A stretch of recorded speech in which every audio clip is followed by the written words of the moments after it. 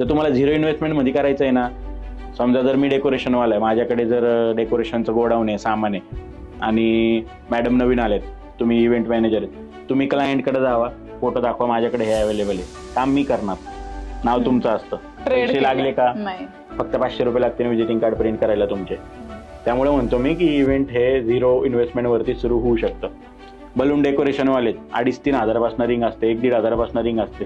तुमच्याकडे जर बर्थडेचं काम आलंय, तुम्ही त्यांना सांगणार हे असं असं काम आहे, मध्ये थोडं तुमचं कष्टाचं मार्जिन असतं, झालं ना, तुमचं स्वतःचा बिझनेस चालू झाला. अशा प्रकारची लाईन आहे. आणि हे आता कुठं जरा पुणे मुंबईमध्ये कळायला लागले. पुण्यात पण नाही म्हणणार मी, कारण बऱ्याच लोकांना माहित नाही, मराठी लोकांना.